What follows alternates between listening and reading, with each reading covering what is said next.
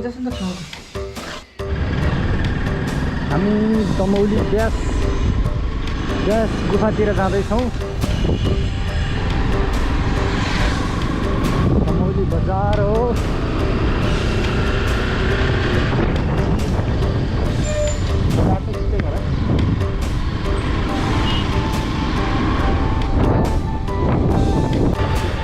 धुम्रपान तथा सूचीजन्य पदार्थ जिल्ला प्रशासन कार्यालय हो। यहाँ मन्दिर हो। यही हजुर।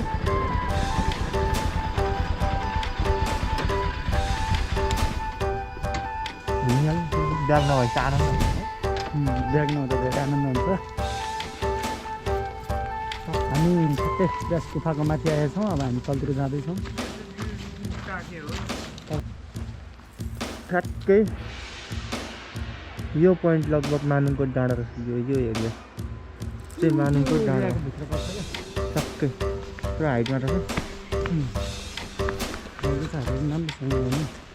यहाँ चाहिँ दुईवटा खोलाको दोबान छ क्या सर, पिकनिक स्पोट। अब यहाँ त धेरै दामी बनाइसकेको रहेछ। त्यहाँ दुईवटा खोला मिसिन्छ सर। यहाँ कुन कुन नदी हो चाहिँ म पनि कन्फ्युजन छु।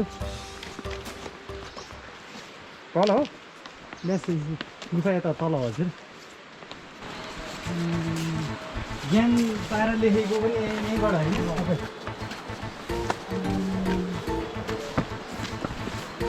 त्यसो भए त त्यो 28 ब्यासको मूर्ति 12 करोडको इतिहास यो 12 करोड बसेको हजुर यी ब्यासहरू विभिन्न क्षेत्रमा जन्मे उद्योगमा जन्मे। यो अहिलेको ब्यास चाहिँ यहाँ कालो ब्यास यहीँ जन्मेर यहीँ बसेर त्यसो गरी यहीँबाट चाहिँ 418 पुराण लेखेको अहिले यहाँ बसेर के तपस्या गर्नुभएको, ध्यान गर्नुभएको हो।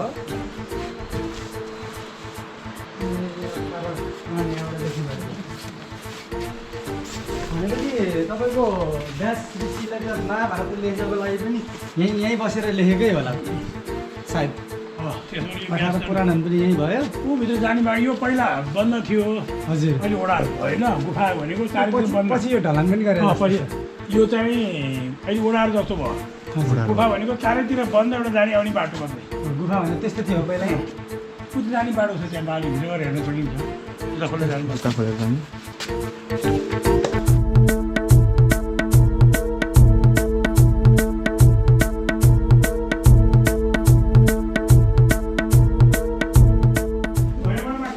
ए यता ठाउँ रहेछ नि त माथि। तपस्या गरेको यता यहाँ बसेर होला क्या भित्र। आहा ए माथि रहेछ नि त ठाउँ त। म त थाहै थिएन तल पो हेर्नु। त्यति बाहिर मात्रै हेरेको के रहेछ भनेर बुझ्न हाल्नु। यहाँबाट छिरेपछि त हामी निकै कता छिरियो भने माथि निस्किने रहेछ के अरे। ए माथि निस्किँदो रहेछ हो। दुईवटा बाटो आयो नि त, कता निस्किने? दुईवटा बाटो रहेछ। कता हजुर? कता निस्किनु हुन्छ अरे? ए किन निस्किनु पर्यो? यति गाडी चाहिँ फर्केको किन हामी? फर्किनु यता निक्ल्यौँ न। किन एउटै त हो नि सर। फर्किँदा हुन्छ। यहाँ हेर्नु न, यहाँबाट माथि निक्लिनु फेरि घुम्नुपर्छ हामी। किन घुम्नु? तल अझै कुराहरू सोध्नु पाइन्छ। हेरौँ ठिक छ। व्यास गुफाभित्र हामी गुफा अवलोकन गरियो। व्यास ऋषिले 18 पुराण लेखेको।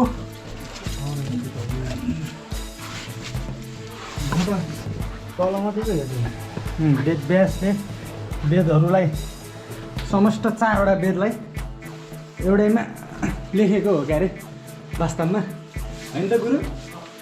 वेद व्यासले चाहिँ सबै 4वटा वेदलाई एउटैमा कायम गरेको होइन त एकमुष्ट।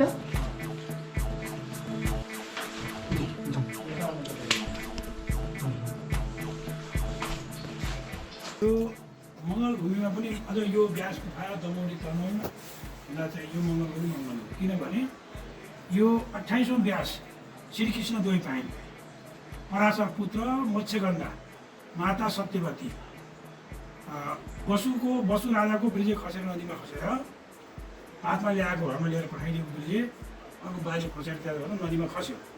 त्यही ब्रिजे चाहिँ माछीले खाएर माछीको पेटमा गर्भ रहेर त्यो माझीले त्यो माछालाई जालमा पारेर हेर्दाखेरि दिव्य देख्यो। माछा मार्न सक्यो भने दिव्य देख्यो। अनि फेरि पेटमा चिरेर निकाल्यो मेरो बच्चा छ भनेर भनेपछि चिरेर ती बच्चा निकालेपछि दुईवटा, एउटा छोरा एउटा छोरी। छोरा चाहिँ राजाले लिएर गए। मत्स्य राजा भएपछि छोरी चाहिने दासकाल माझी त्यही माझीले पाले त्यही बेला गुवा चलाउने गर्थ्यो अनि बिहा पराशर पारीपट्टि बस्नुहुन्थ्यो सेतिर माथि गङ्गाको सङ्गम ए सेतिर माथि सेतिर माथि ठुला माथि गङ्गाको सङ्गम हो यो अनि पछि चाहिने ल ब्यासबाट पहिला गर्नु पऱ्यो भनेर आकाशवाणी गयो अनि तिनै कन्यालाई चाहिने भनेर शक्तिद्वारा ब्यास पहिला हुनु मत्स्यले जस माझीले पाल्नु भएको मान्छेबाट द्वैपायन भनेको टापु हजुर टापुमा पहिला टापु रहेछ यो उता नदी यता टापुमा बिचमा रहेछ यो हजुर पछि नदी खसी नदी आएर त्यहाँ पहिचान त्यो जन्मिसकेपछि अब माता पिता जानुहोस् तपाईँहरू म चाहिँ अब मेरो काम गर्छु ब्यास दिव्य भएर जन्म अनि पहिचान टापुमा जाने द्वैपायन भयो अनि द्वैपायन भएपछि चाहिँ त्यो कृष्ण जस्तै बोल्न सक्ने शास्त्र भन्न सक्ने नपढिकन बच्चाले पनि त्यस्तो यो भगवानै कृष्ण रहेछ भनेर फेरि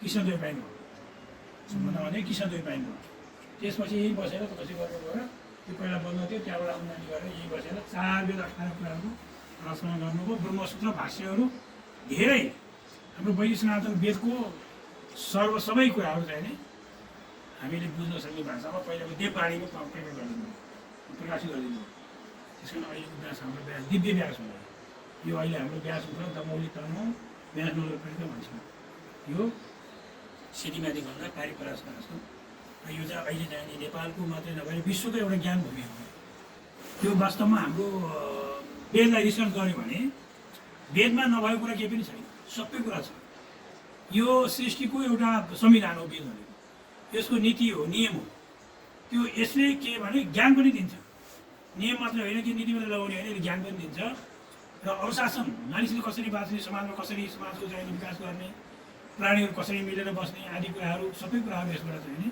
विश्व ब्रह्माण्डको ज्ञान हुन्छ कसरी व्यास भनेकै ब्रह्माण्ड हो यो ब्रह्माण्डभित्र भएका कुराहरू यो मानवीय संरचना यो प्रकृतिको संरचनालाई चलाउने नियम त्यस्तो किसिमको चाहिँ नीति त्यो वेद हो त्यो स्वयं भगवान् ब्रह्माजीको मुखबाट निस्क्यो अनि ब्रह्माजीको मुखबाट निस्केपछि त्यो बिस्तारै 4 युगमा सत्य त्रेता द्वापर कलि यो द्वापर युगमा एउटा व्यास आउने नीति वेदले नै बनाएर अनि त्यो अहिलेसम्मको अब हाम्रो पुस्तकमा लिखित 418 पुराणमा वर्णित भएका नामहरू यी चाहिँ 28वटा व्यासहरू भएछन् 28 व्यास भन्ने चाहिँ तपाईँको एउटा पद जस्तै हो पद रहेछ व्यास भन्ने तपाईँको भनाइअनुसार मलाई जस्तो लाग्यो व्यास भन्ने चाहिँ एउटा पद जस्तै हाम्रो राजा भने जस्तै एउटा पद रहेछ है त्यो चाहिँ ज्ञान एउटा अलिकति गर्दै आएको जस्तै लाग्यो मलाई हो त्यही हो पहिले सुर्ती सुन्दै आएको पछि अहिले आएर व्यासले चाहिने व्यासले चाहिँ के गर्नु लेखिदिनु भयो दिव्य व्यास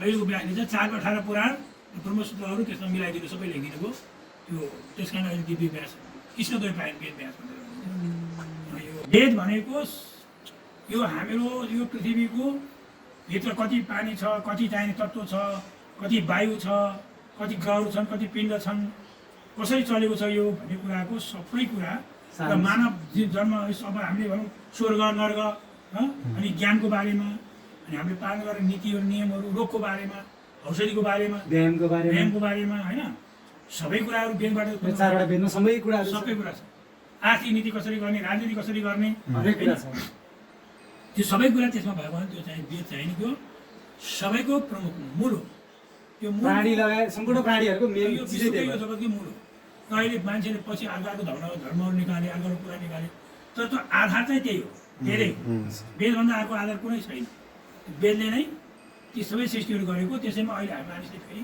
एउटा ईश्वरले गरेको सृष्टि भन्छ जस्तो यो पृथ्वी ईश्वरले मान्छेले गर्न सक्दैन पानी पृथ्वीले गरेको हो के अरे ईश्वरले गरेको मान्छेले गर्न सक्दैन हो यति ठुलो आकाश बनाएको छ यो मान्छेले गर्न सक्दैन यो ईश्वरले गरेको ईश्वरको सृष्टि चाहिँ यो चाहिँ धेरै नाश हुँदैन यो चाहिँ रहिरहन्छ यो मान्छेले गरेको सृष्टि छ फेरि मान्छेले गरेको सृष्टि छ यो बनाएको अहिले रङ्गीन बनाएको घरहरू दियो टावर दियो बाटो बनायो सारा बनायो होइन अनि ठाउँको नाम राख्यो कृत्रिम भयो त्यो ठाउँको नाम यो दमौली भन्यो काठमाडौँ भन्यो सबै यो के हो मान्छेले बनाएको यो चाहिँ मान्छेले बनाएको चाहिने र प्रकृतिमा पनि बनाएको भएका चिजहरू यी प्रकृतिका चिजहरू एउटा निश्चितमा आएपछि मात्रै नष्ट हुन्छ र यो मान्छेले बनाएको चाहिँ के छ भने यो चाँडै नष्ट हुन्छ चाहिँ बन्दै अझै भइरहन्छ। यो चाहिँ बेद चाहिँ मैले सुनेअनुसार चाहिँ के अरे भन्ने सुनेको थिएँ भने यो बेद चाहिँ पहिल्यै मतलब यो पृथ्वीको संरचना हुनुभन्दा पहिला आएको रे भन्ने कुरा सुनेको थिएँ। के हो बेदले नीति बनाएर के त पहिला बेद आयो, ब्रह्माले सिर्जना गरे बेदले त्यो नीति बनाएर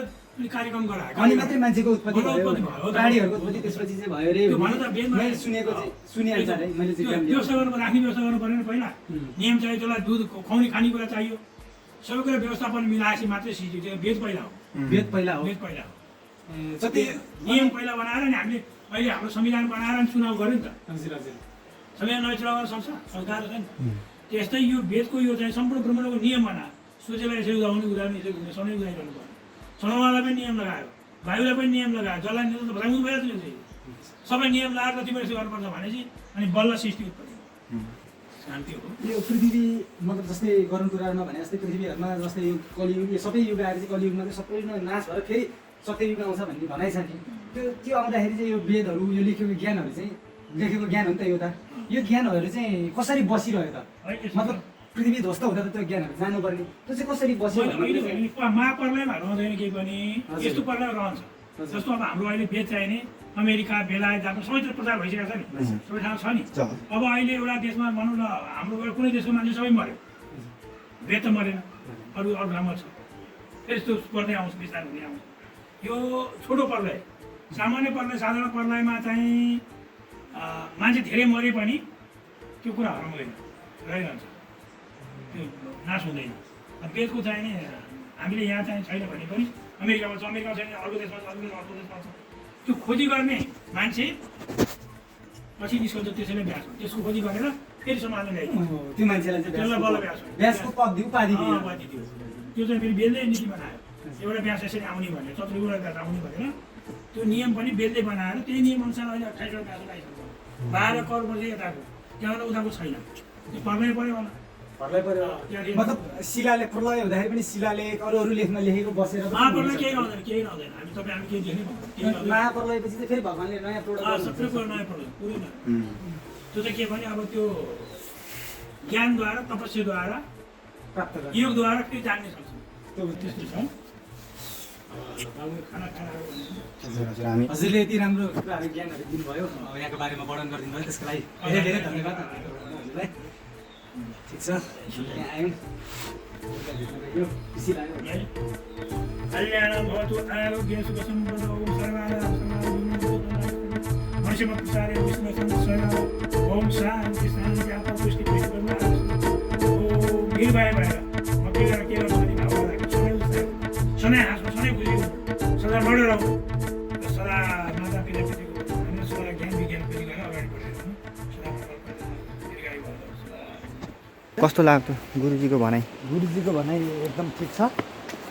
समय सापेक्षिक मान्छेहरू चल्ने तरिका बिर्सिँदै अब जुन अनुशासन जुन डिसिप्लिन अनुसार चल्नुपर्छ भनेर गुरुबाले भन्नुभयो, जुन नियमअनुसार त्यो एकदम ठिक लाग्यो। मान्छेको त्यत्तिकै उत्पत्ति त भएको छैन नि त, केही न केहीको लागि त उत्पत्ति भएको हो नि त। पृथ्वीको संरक्षणदेखि लिएर हरेक कुरा प्रदान गर्नको लागि त उत्पत्ति भएको हो नि त, जस्तो लाग्यो मेरो पर्सनल विचार। ल हामी अहिले ब्यास गुफा घुम्यौँ है। त्यहाँ गुरुजीले इन्टरभ्यू दिँदा यसको ब्याट्री सिद्धिहाल्यो, मोबाइलबाट खिचाएको थिएँ मैले, खिच्न त हजुर।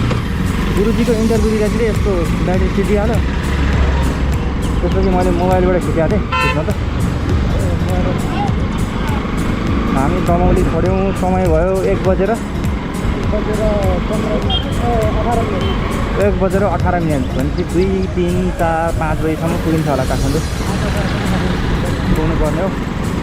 आज मौसमको हिसाबले दमौलीबाट नि हिमाल चाहिँ फरक देखिएको छ है।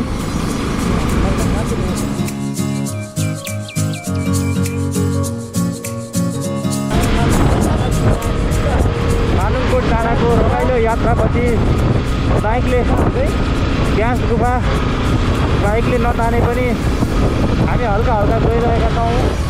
बाइकले त केही तान्दै क्लच प्लेट गरेर, क्लच प्लेट त गएको छैन तर कन्फर्म जाला जस्तो भइसक्यो। घरै छानकोटको उकालो के गरी तान्ने हो।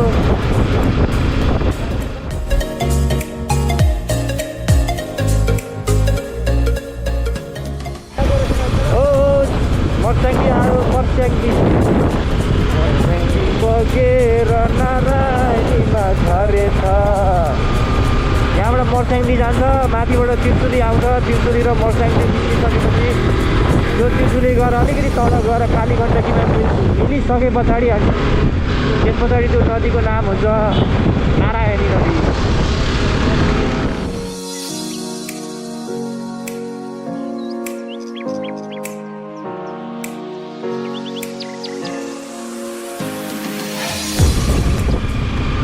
आबु खैरेनी।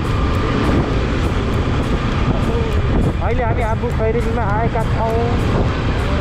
आबु खैरेनीबाट हामी लेफ्ट लाग्यौँ भने यहाँबाट लेफ्ट लाग्ने बित्तिकै हामी जान्छौँ गोर्खा। गोर्खा मनोकामना पनि जान्छ क्या है हाम्रो।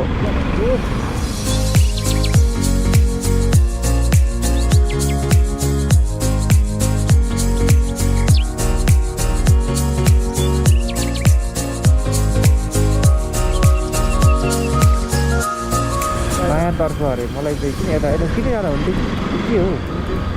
गुड मन्दिर रहेछ नि त। राइट गुड नाइस जब। मन्दिरलाई दाहिनेबाट घेरेकै राम्रो हो।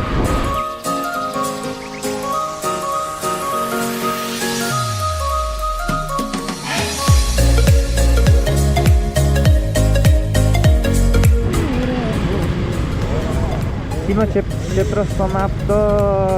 सीमा क्षेत्र समाप्त। पोखराको समाप्त। दमौलीको समाप्त। यताबाट आयो मर्स्याङ्गी, उताबाट आयो त्रिशुली। उहाँ मिसिएर छ क्या मर्स्याङ्गी र त्रिशुली। ल र यहाँबाट हेर्दै गर्दाखेरि धादिङ बेसी 58 किलोमिटर। धादिङ बेसी धादिङको सदरमुकाम धुन्चे 133, रसुवाको धुन्चे, काठमाडौँ 175, बनेपा 137।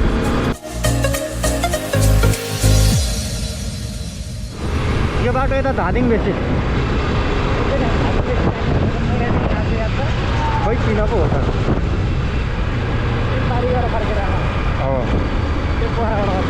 धादिङ बेसी जाने बाटो भनेको यता धादिङ जिल्लाको सदरमुकाम।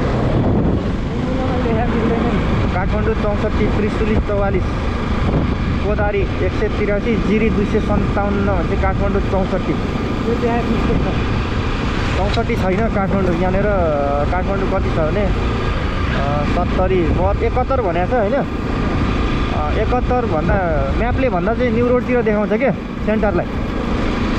अनि यसले देखाउँछ कलङ्कीको। कलङ्की र न्यु रोड फरक छ नि त अनि किलोमिटर 5-7-8 किलोमिटर त कलङ्की र न्यु रोडकै फरक छ। त्यो भएर फरक पऱ्यो हो। Let's sing a song full of hope, full of pain. Why don't you sing along, my friend? For it's our last refrain. Forever young, ever strong, ever brave. Memories like this never end. No, they don't fade away. So when I'm gone, oh, when I'm gone, I'll be right there, close to the sun. अहिले हामी के डाँडा अरे हो? के डाँडा? काठमाडौँ होइन जस काठमाडौँ आउँदा काठमाडौँ आउनु कति? 20 किलोमिटर 15 किलोमिटर 15-20 को रेन्जमा छ। सिग्रे होला हजुर। टोपी कहाँ हाल्नु मैले? म्याच खोला चाहिँ कहाँ छ? खोला भएकै ठाउँमा छ सर।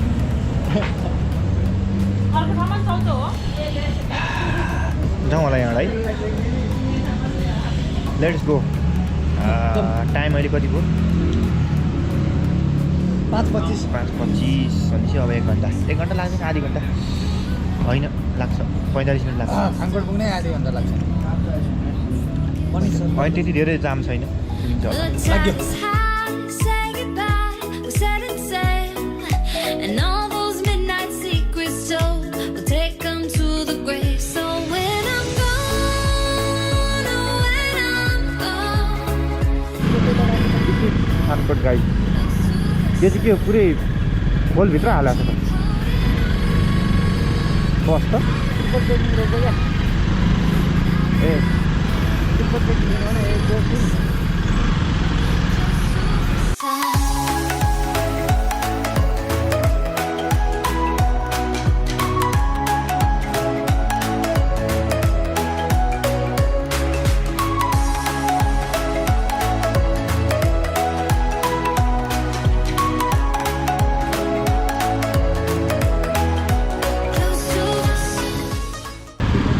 कति बज्यो 6 त बढी भयो होला किनभने टाइम